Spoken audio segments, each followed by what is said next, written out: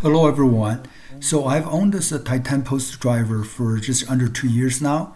I put it through multiple projects, and this past week we were able to install a 100-foot fence in a matter of hours. That project is what finally convinced me to sit down and give you this long-term review. I'll get to my conclusions in a bit, but first let's jump straight into the action and see how it handled this job.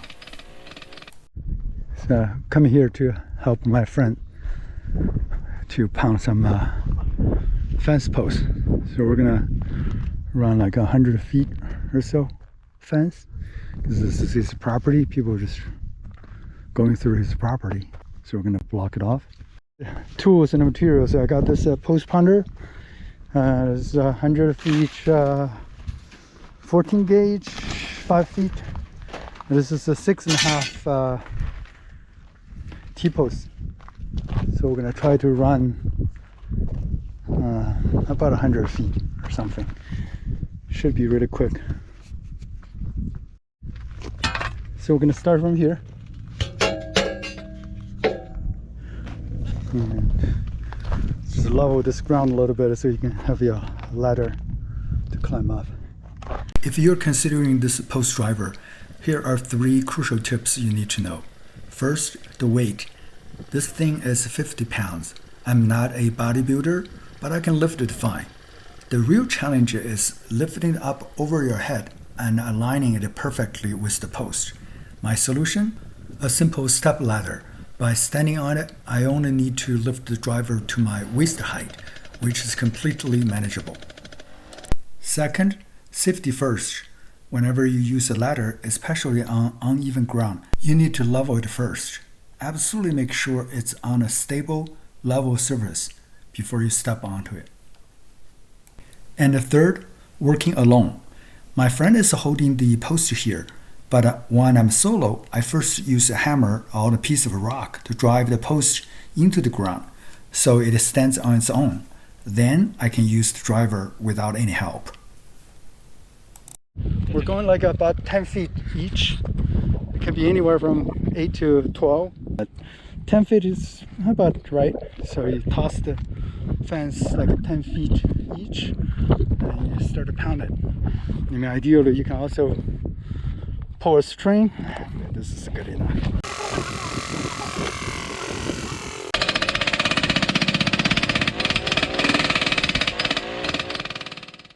We hammered like 5 so far. You can see this ground. It's typical gravel. A little bit rocky on this side. Ground is not too bad. So pretty quick with the right tool. Here's the key nuance with T-post. Notice one side has this knobs. That's the side your fence wire will attach to. The direction actually matters for structural strength. If you face the knobs upward, the posts just sit behind the wire. That means any force from outside, like an animal pushing against it, is resisted by the post, making your fence stronger this way. The post pounding went pretty quickly. Before we knew it, we had driven 10 posts into the ground in just over an hour. Now it's time to attach the fence wire.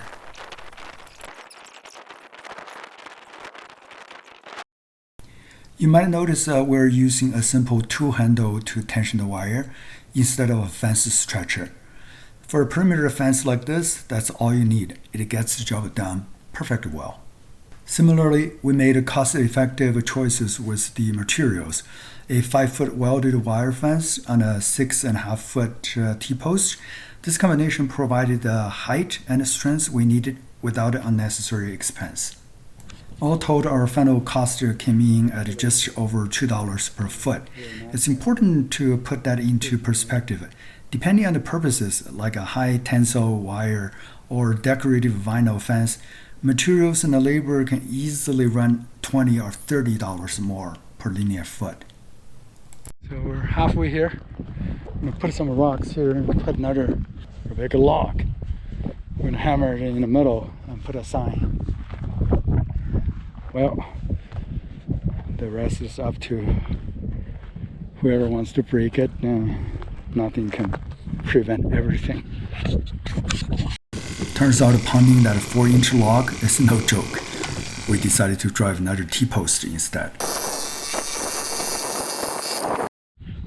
This is a quintessential American. As American as you can get. Get out of my property. Anyway, I bought this post pounder from Amazon about 2 years ago. I paid $582 delivered to my door at the time. I've pounded about 800 feet or so T-post fences so far. Roughly about 70 plus fence posts. I tried on pipe posts once. It worked fine. Just be aware it will deform the top of the pipe. If you need to put a cap on the pipe, you need to cut the top clean after pounding it. It hammered it in pretty well, but the problem is this is a side effect. This round edge is deformed.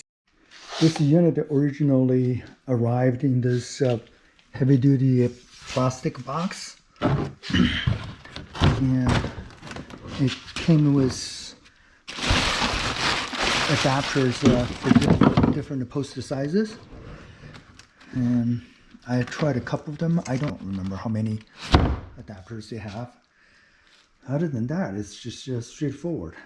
And one thing to be clear, this unit is 50 pounds. So if you can't comfortably lift 50 pounds, this unit is not for you. I believe they have a smaller unit, lighter weight, but for the consumer grade units, this is the most heavy duty one they have. It has done everything I've asked it to do. I don't have any complaints. And the best part by far is the tech support. It's a real US-based support line. You might have to try a few times to get through, but once you do, you're talking to someone in Colorado or somewhere stateside, and they are real technicians who know this machine inside and out. One time, they spent a long time walking me through adjusting the idle speed. I mean, when was the last time you could get that kind of help for a consumer product? That level of support is pure gold. So a genuine shout out to the Titan team. I hope they will never change that. Because of that, I'm a customer for life. I hope the information I shared is helpful. If you want to, you can also check the first review I did a year ago. You can find more information over there. Thanks for watching. Yeah, not the best tool for the job, but what do we have? Let's see if it'll burn it.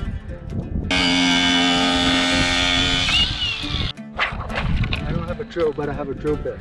Let's give it a try. The only thing we need here is a shotgun and an AR-15. That will make it complete.